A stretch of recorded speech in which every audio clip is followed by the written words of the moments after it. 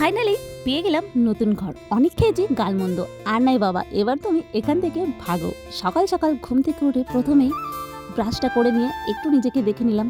হ্যাঁ, তারপরে পিছনের গাছের বড়লোকদের কাঁঠালগুলোকে একটু দেখে নিলাম। তারপরে জামা কাপড়গুলো ধুতে আসলাম। সকাল থেকে অনেক কাজ করে ফেলেছি ভাই। জামা কাপড় কাচলাম, তারপরে বাসন ধুলাম, তারপরে ঘর মুছলাম। কাজ টাজ করতে করতে ক্লান্ত হয়ে গেছি। এবার একটু স্নান করে নিলাম। স্নানটা করে ঘরে গেলাম, ঘরে গিয়ে ঠাকুর পুজো দিলাম। ঠাকুর পুজো দিয়ে এবার আমি চা বানাতে গেলাম। চা বানিয়ে চা বিস্কুট দিয়ে খেয়ে নিলাম। বর আর আমি দুজন মিলে সেই টেস্টি হয়েছিল চাটা, আর কি কমু। কিন্তু গরম পড়েছে সেই লেভেলের, সেই গরমের দিনে দুধ চা নয়, শুধু কি বলে ওটাকে চিনি নুন জল গোলা খেতে হয়। কিন্তু কি আর করা যাবে, সেটা তো আর বর আমার খাবে না। তাই তো এখন আবার রান্না বান্না বসিয়ে দিলাম। আর আজকে রান্না করবো বরের প্রিয় আলু চচ্চড়ি, তার মধ্যে ডিম অমলেট করে দিয়ে দেবো, কেননা আমরা গরিব। তারপরে করছিলাম এদিকে আলু দিয়ে ডিম দিয়ে তরকারি। তোমাদেরকে তো বললামই, লঙ্কাগুলো ভাসছে, সেই লেভেলের লাগছে দেখতে।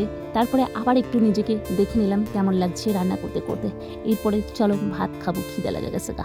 এত ভাত বকলে কী করে হইব কদিকে নিয়ে। একটা বেটা আছে, সে আমাকে প্রতিদিন প্রতিটা ভিডিও গাল দেয়। সে উল্টো পাল্টা কিস্তি খামারে মেরেই যায়।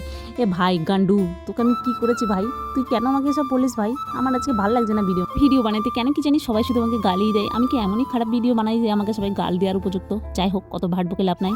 এবার আমি ভাত খামো, ভাতটা বেড়ে নিলাম। তারপরে এবার একটুখানি সাজুগুজু করে নিয়ে বেরিয়ে পড়লাম টাকা দিতে, আজকে ঘরটা কনফার্ম করতে। তো ছেলের আমি দুজন মিলে গুটি গুটি পায়ে চলে গেলাম অনেকটা দূরে।